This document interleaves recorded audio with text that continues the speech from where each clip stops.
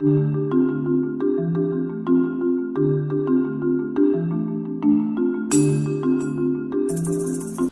back to another video for HarborFinancialOnline.com.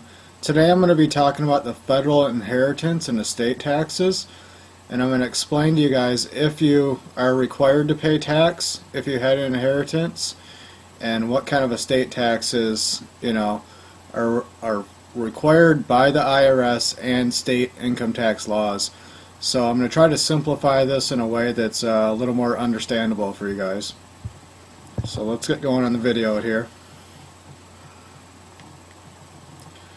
So how this works is the estate taxes comes into effect upon your death for whoever inherits that estate. Okay, so upon your death. Now, if the estate value is less than $3,500,000, then the receiver of the estate is excluded from taxes.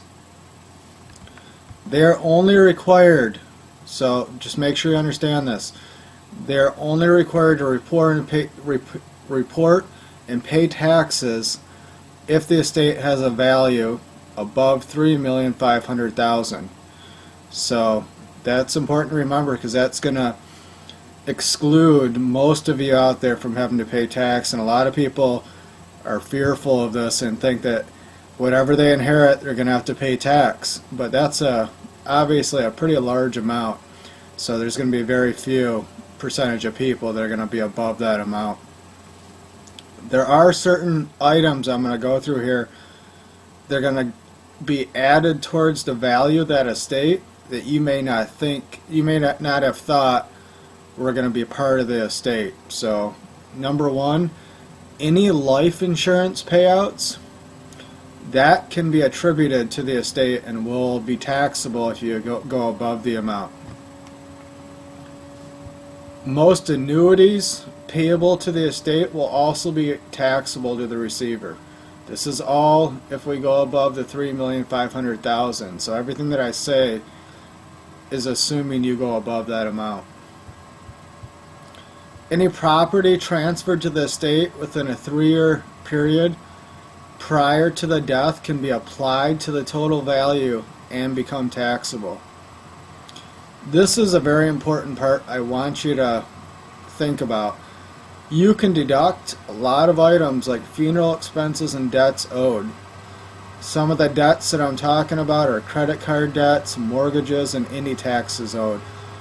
I've seen a lot of people out there that don't take the time to see what kind of debts that person had, and then a year later they find out that they were $200,000 or $300,000 in debt in various items and didn't know about it.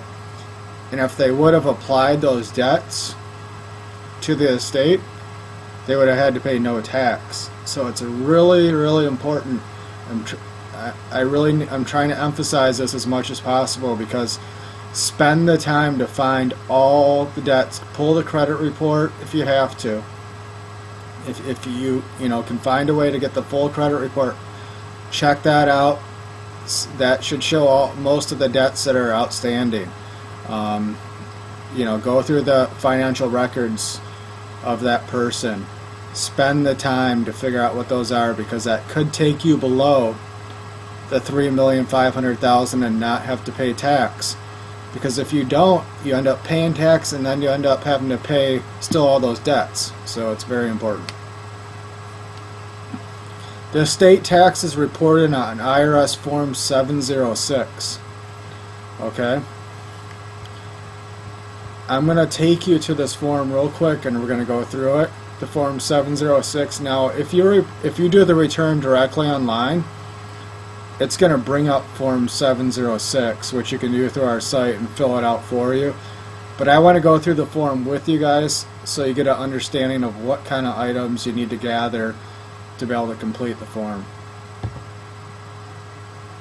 So let's go to the form real quick. So here it is, Form 706. The top part is just going to be the information, just basic personal information that you should have no problem getting. Alright, this is the important part here. Part 2, the tax computation.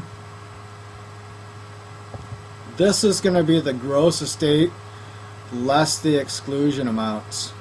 Okay? So the total gross estate value, you're going to put it in here. Box 2 are going to be those deductions that I talked about. So you'll total that up, and it's going to give your amount into box 2. Now again, like I said, if you do the return online, it's going to automatically fill out this form for you, and it just makes it so much easier. But I want you to have an understanding of the items that you're going to need to know. Box 3, tentative taxable estate, okay, before state death tax deduction. We'll go to box 4, adjusted taxable gifts made by the descendant.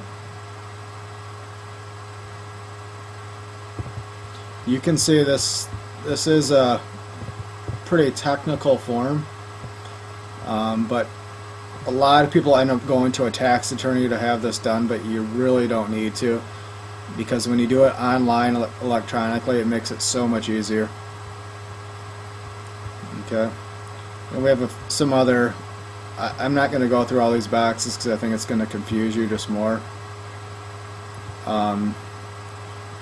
But what I try to tell people is the most important thing is to gather all the expenses, total up all the related funeral expenses, total up all the debts of that person, to try to offset the value of that estate. Just remember, you want to get below the $3,500,000, because if you do that, then you don't even have to file it. Okay? You won't have any taxes owed. You don't need to file it. So make sure you do that. I'm going to take her to our website real quick, harborfinancialonline.com. Here we cover all the areas of tax, credits, deductions, areas like the estate tax, different ways to lower your tax and increase your refund, following all the laws and regulations. Because there's just lots of ways you can lower the tax, but people just don't really understand the tax. And we try to simplify it for you guys. So this is our site, harborfinancialonline.com. You can do a quick free online calculation of what your refund's going to be. We'll go back to the video. Okay, so remember form 706, if you do it online, it's going to bring in that form for you. I appreciate you watching my video. I have lots more videos on tax out there. You can just go to YouTube, do a search for us, harborfinancialonline.com. You can prepare the return online or just do a quick online estimate. So thank you, and hopefully you'll check out some of our future videos.